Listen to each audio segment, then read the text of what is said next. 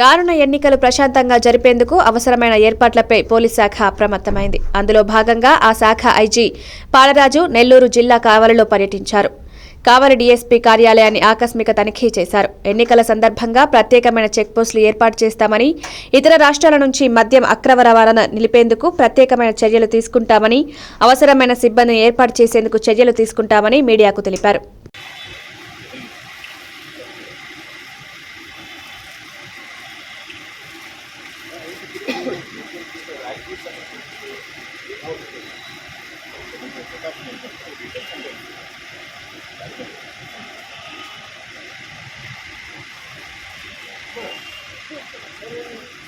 మనకి ఏమైనా గుర్తించున్నారా?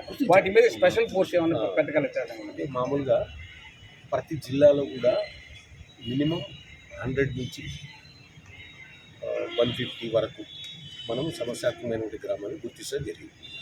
ఈ సమస్యాత్మకమైన గ్రామాలు 3-4 రకాలుగా ఉంటాయి. ఒకటి పార్టీల మధ్యన, దానికి ఆ ఊర్లో ఉండే విలేజ్లకు సంబంధం ఉండదు, కానీ ఆ విలేజ్లో పార్టీలు రెండు స్ట్రాంగ్ అవుతామా, లేదా ఆ పార్టీల మధ్యన చాలా కాలంగా గొడవలు ఉండటం, అవి ఎలక్షన్ టైంలో రిఫ్లెక్ట్ అవుతాము, పెద్ద ఎత్తున నేరాలు జరిగే అవకాశం ఉంటుంది. ఒకటి. రెండవది, 2 ఫ్యామిలీస్ ఉంటాయి ఆ విలేజ్. ఇప్పటి నుంచి కాకుండా గత పల్నాడు లాంటి జిల్లాలు తీసుకున్నాము, దాంట్లో ఆ 2 కుటుంబాల మధ్యనే జరుగుతూ ఉంటుంది, వారు జరుగుతూ ఉంటుంది. కొన్ని కుటుంబాలు ఊరు వదిలిపెట్టి వెళ్ళిపోతూ ఉంటాయి, మళ్ళీ ఏదో మర్డర్ జరుగుతుంది.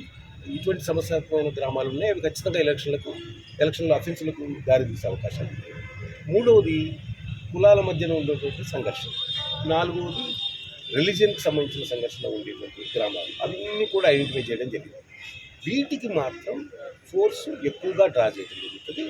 అట్లాగే సపోజ్ ఒక రూట్లో 3 పోలింగ్ బూత్స్, ఒక పోలింగ్ బూత్ని మనము ఈ సమస్యాత్మకమైనదిగా భావించినప్పుడు ఆ రూట్లో ఉండే మొబైల్ కూడా హెడ్ క్వార్టర్స్ ఆ సమస్యాత్మకమైన చోట ఉంటుంది. ఆ రూట్ ఇన్ఛార్జ్ కూడా ఫస్ట్ అక్కడే ఉంటాడు. అక్కడి నుంచి ఒకవేళ ఏదన్నా ప్రాబ్లం ఉంటే అక్కడి నుంచి మిగతా పోలింగ్ బూత్స్కి వెళ్ళటం జరుగుతుంది. ఆ విధంగా మనం ఫోర్స్ కూడా అడగటం జరుగుతుంది. మనకు మొదటి రౌండ్ ఎలక్షన్కి సంబంధించి మొదటి రౌండ్ మన ఎలక్షన్ కమిషన్తో మనకు ఆల్రెడీ ఒక స్కేల్ ఇవ్వడం జరిగింది. ఆ స్కేల్ ప్రకారమే మనం ఇప్పుడు ఫోర్స్ అంతా అడుగుతూ ఉన్నాం.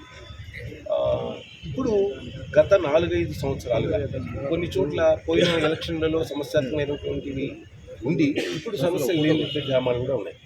వాటిని లిస్టు నుంచి తీసేయడం, కొత్తగా సమస్యలు వస్తున్నటువంటి గ్రామాలని మనం ఐడెంటిఫై చేయటము, వాటిని మనము కేంద్రీకరించి దానికి తగ్గట్టుగా బందోబస్తు ఆర్గనైజ్ చేసుకోవటం.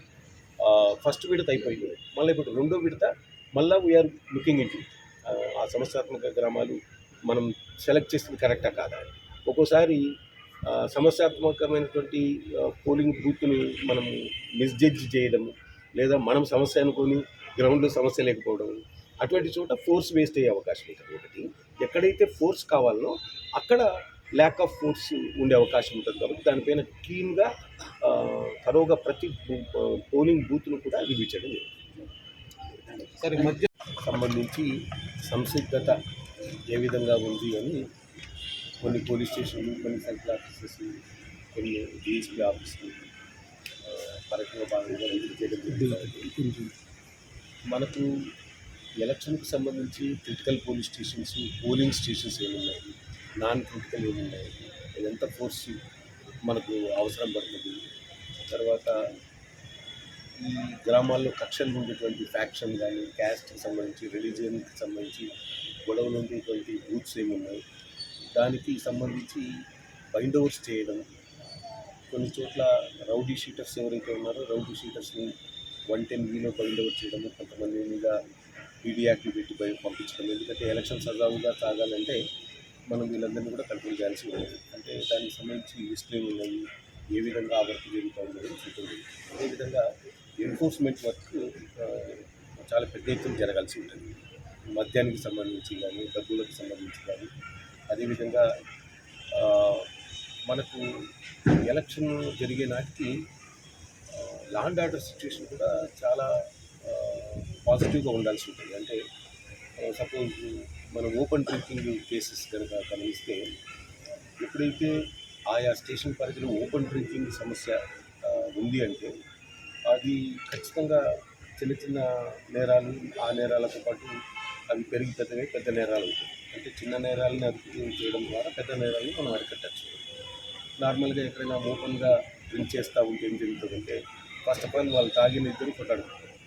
ఆ కొట్లాట మిస్ అయితే ఆయన తాగి వెహికల్ వేసుకొని ఎవరికో యాక్సిడెంట్ చేస్తారు. లేదు అది మిస్ అయితే ఇంటి దగ్గర భార్య భర్తలు కొట్లాడుతారు. సో ఆ మూడు కూడా చిన్న ఫైట్స్లు అయినప్పటికీ కూడా లా అండ్ ఆర్డర్ పరంగా చూస్తే కనుక అవి ఆ పోలీస్ స్టేషన్ పరిధిలో సరైనటువంటి లా అండ్ ఆర్డర్ లేనట్టుగానే పరిగణలోకి తీసుకోవాల్సి ఉంటుంది.